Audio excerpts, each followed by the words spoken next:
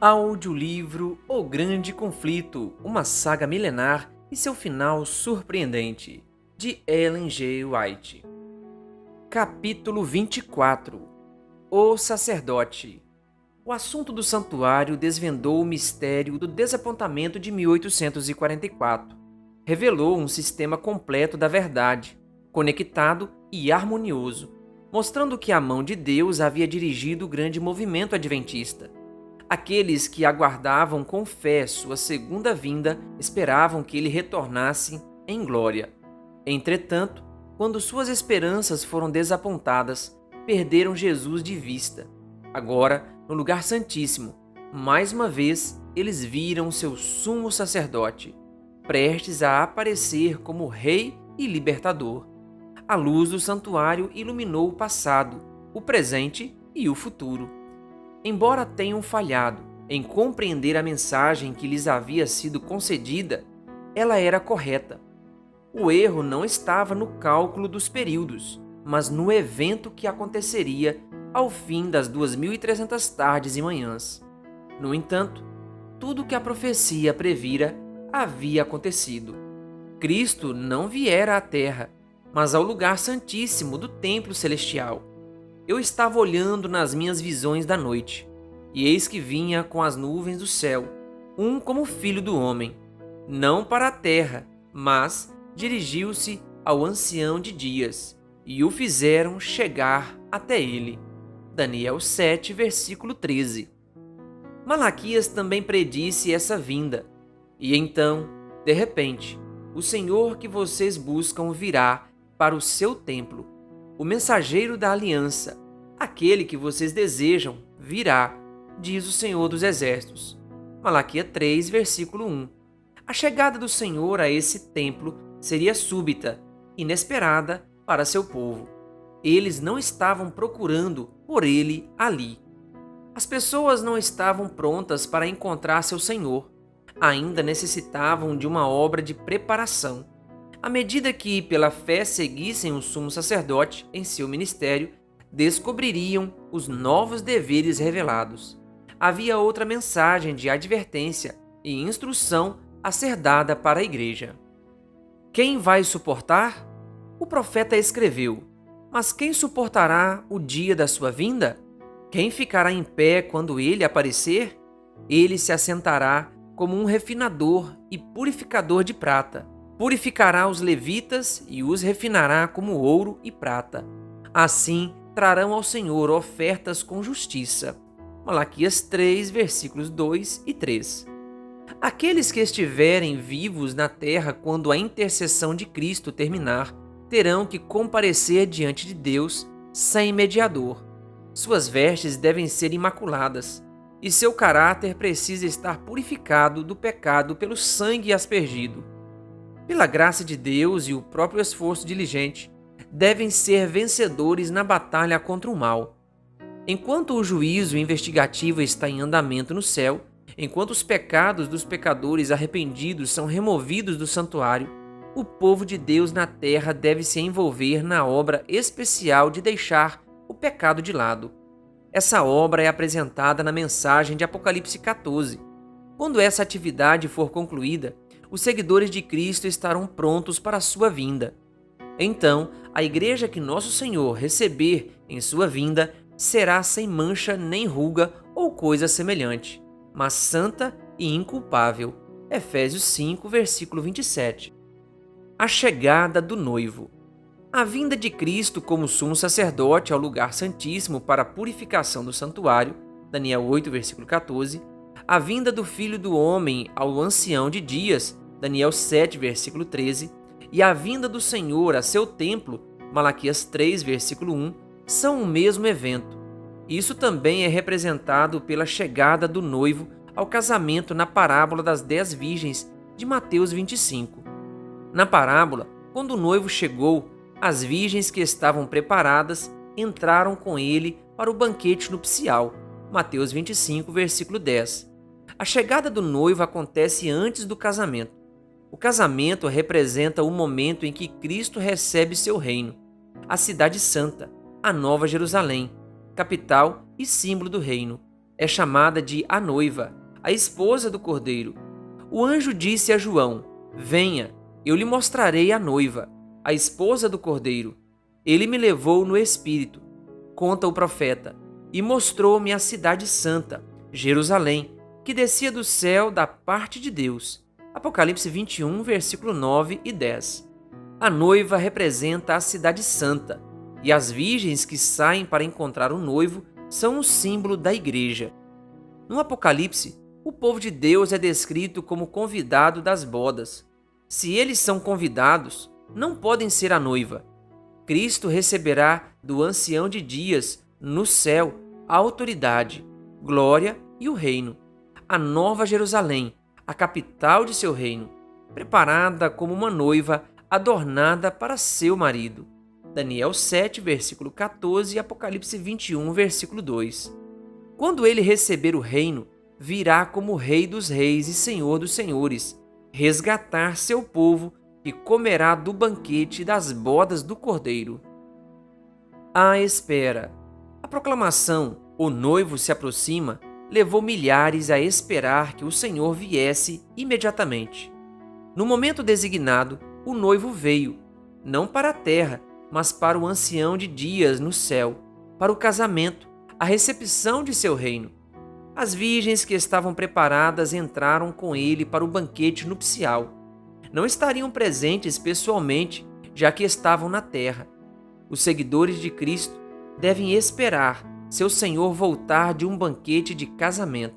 Lucas 12, versículo 36. Mas precisam entender sua obra e segui-lo pela fé. É nesse sentido que se afirma que vão ao casamento. Nessa parábola, aqueles que tinham óleo na lâmpada comparecem às bodas. Aqueles que na noite de sua amarga prova aguardaram com paciência, examinando as Escrituras em busca de luz mais clara, viram a verdade acerca do santuário celestial e da mudança no serviço sacerdotal do Salvador.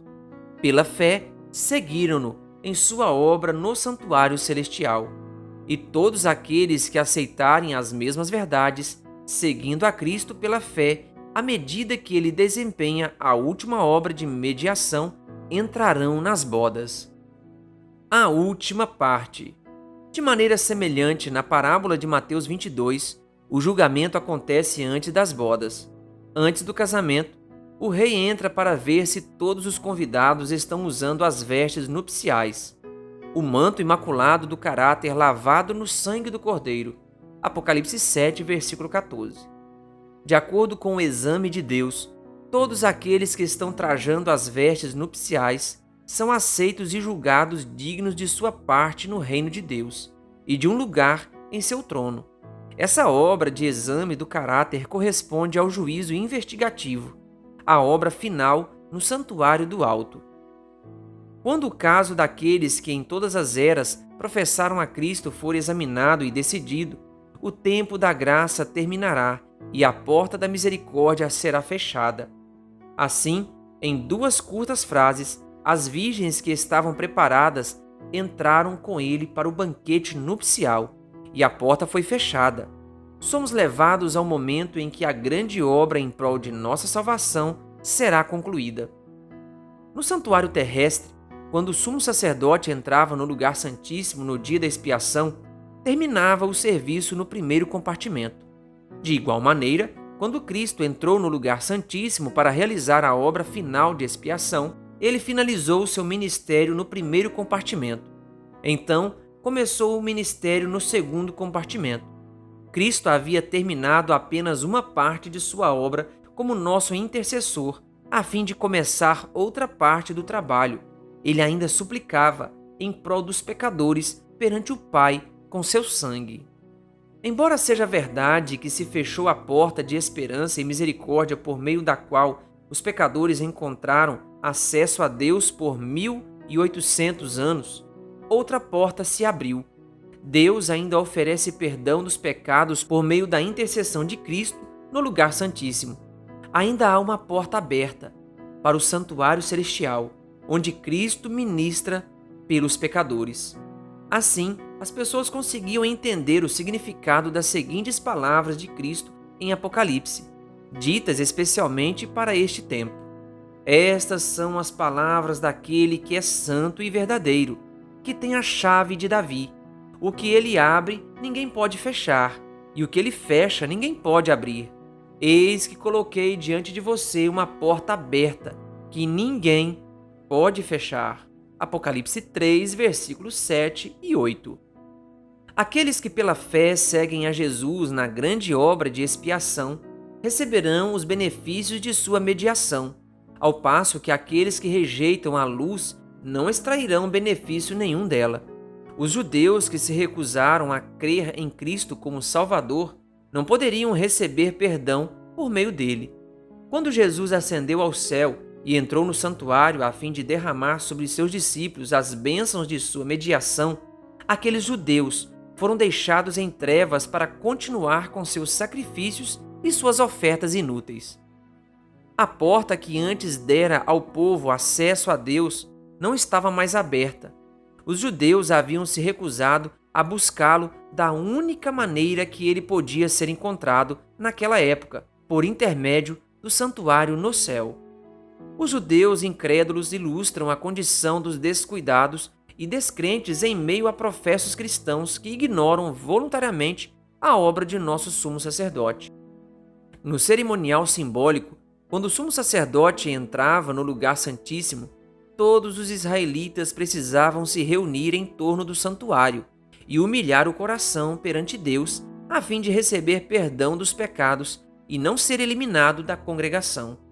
Muito mais essencial em relação ao dia final da expiação é compreender a obra de nosso sumo sacerdote e saber quais deveres são exigidos de nós. O céu enviou uma mensagem ao mundo nos dias de Noé, e a salvação das pessoas dependia de como reagiriam à mensagem. Gênesis 6, versículos do 6 a 9 e Hebreus 11, versículo 7.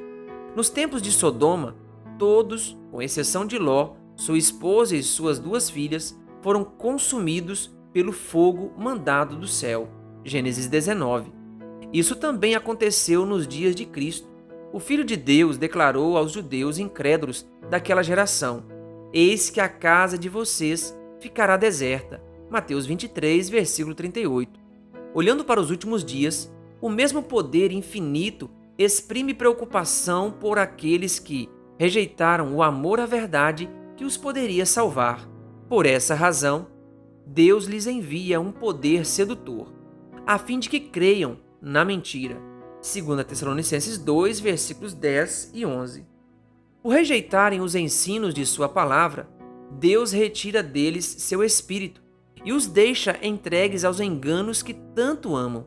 Cristo, porém, continua a interceder pela humanidade e Deus dará luz a quem a buscar. A passagem do tempo em 1844 trouxe grande prova àqueles que aceitaram a fé no advento. Seu único alívio foi a luz que lhes dirigiu a mente ao santuário celestial. Enquanto aguardavam e oravam, viram que seu grande sumo sacerdote havia iniciado outra obra de ministração. Seguiram-no pela fé, e ele os conduziu a ver também a obra final da igreja. Receberam uma compreensão mais clara da primeira e segunda mensagens angélicas. Estavam então preparados para receber a solene advertência do terceiro anjo de Apocalipse 14 e anunciá-la ao mundo. Que Deus lhe abençoe. Se inscreva no canal O Bom da Bíblia no YouTube e ative o sininho das notificações.